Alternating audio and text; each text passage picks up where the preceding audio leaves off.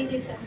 జనరల్గా breast feeding mothers ఏమనుకుంటారు, bread milk తీసుకుంటే ఎక్కువ పాలు వస్తాయి, లేదంటే వెల్లుల్లి కారం తింటే ఎక్కువ మిల్క్ వస్తాయి, పాలు ఎక్కువ తాగితే పాలు ఎక్కువ వస్తాయి అనేది జనరల్ మిస్కన్సెప్షన్.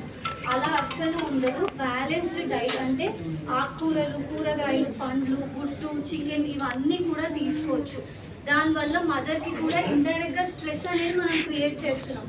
తన తిండి మనం ఆపేసినప్పుడు ఆబ్వియస్లీ తనకు మెంటల్గా కూడా ఎఫెక్ట్ అవుతుంది. ఇంట్లో అందరూ ఒక రకమైన ఫుడ్ తింటుంటారు, మదర్ ఒక్కరికి వచ్చేసరికి పాలు, బ్రెడ్, వెల్లుల్లి కారం ఇవన్నీ పెట్టడం అది కరెక్ట్ కాదు మదర్కి కూడా. అండ్ ఓవరాల్గా బ్రెస్ట్ మిల్క్ని కూడా ఎఫెక్ట్ చేస్తూ ఉంటుంది. సో ఇప్పుడు మనం సినారియో 1 చూసాము.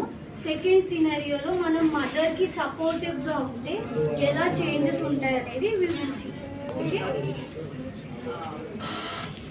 ఇప్పుడు వరకు డైట్ గురించి మనం కామన్ మిక్స్ గురించి మిస్కన్సెప్షన్ గురించి చూసారు కదా. ఇప్పుడు ఒక మదర్కి ప్లస్ వాళ్ళతో పాటు ఉన్న చుట్టూ రిలేటివ్స్ కావచ్చు, హస్బెండ్ కావచ్చు, మదర్ ఇన్ లా కావచ్చు, సిస్టర్ ఇన్ లా కావచ్చు, ఎవరైనా కావచ్చు, వాళ్ళకి మనం ఎడ్యుకేషన్ ఇచ్చి వాళ్ళకి మదర్స్కి సపోర్ట్ ఇస్తే ఎలా ఉంటుంది వింటెడ్. I want Aruna to come forward.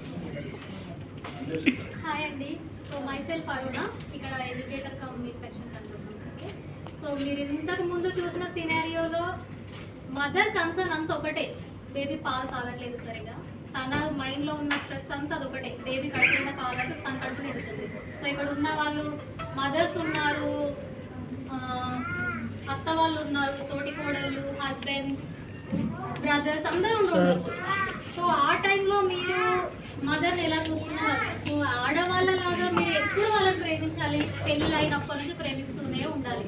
అది ప్రెగ్నెంట్ అయినప్పుడు, బేబీ వస్తున్నప్పుడు, మీకు వారసులు వస్తున్నారు కదా అనే ప్రేమించడం, అది మీకు మీ వైఫ్ పైన ఉన్న ప్రేమ కాదు, మీకు మీ కోడల పైన ఉన్న ప్రేమ కూడా కాదు. ఓకే, సో మీ ప్రేమ అనేది పెళ్ళి అయినప్పటి నుంచి బేబీ పుట్టి తన పెద్దగా లైఫ్ టైం అది ఉండాలి. అండ్ మోర్ ఓవర్ వన్స్ తను ప్రెగ్నెంట్ అయినప్పుడు మనం ఒక రోజు ఫుడ్ కొంచెం ఎక్కువ తింటే మనకు స్టమక్ ఫుల్ అయితే ఎంత అన్కంఫర్టబుల్ ఫీల్ అవుతుందండి. ఆ రోజు మనం తినలేము, ఏదో టాబ్లెట్స్ వేసుకుంటాము, ఏదో తాగుతాము, జస్ట్ మన స్టమక్ని రిలీవ్ చేసుకోవడానికి. అట్లాంటిది 9 months స్టమక్లో ఒక వెయిట్ని ఒక అమ్మాయి అదే 9 months తను కంటిన్యూస్గా, తనకు ఆప్షన్ కూడా లేదా తీసేసుకోవడానికి, కొద్దిసేపు వేరే వాళ్ళకి ఇవ్వడానికి, అది రిలీవ్ అవ్వడానికి తను వేరే టాబ్లెట్స్ కూడా వేసుకోలేదు. అట్లాంటి అన్కంఫర్టబుల్ అంతా తను ఇబ్బంది పడుతున్నప్పుడు మీ ఫ్యామిలీయే కదా, మీ వైఫే కదా, మీ సిస్టర్, మీ తోటి కోడలు, మీ కోడలే కదా. సో జస్ట్ మీకు కూతురుకి అయితే ఎలా చేస్తారు, please take care of her the same way. తనకి ఫుడ్ పెట్టడం కానీ మీరు చేయాల్సింది ఏం లేదు, తన పని తను చేసుకుంటుంది, తన బిడ్డని తను చూసుకుంటే, తన డైట్ తను తీసుకుంటుంది. జస్ట్ ఇమోషనల్ సపోర్ట్, మేము ఉన్నాము అన్న ఒక సపోర్ట్ మీరు ఇస్తే that gives mother more strength than any diet or anything else. So please take care of your wives. Okay, that's what I think.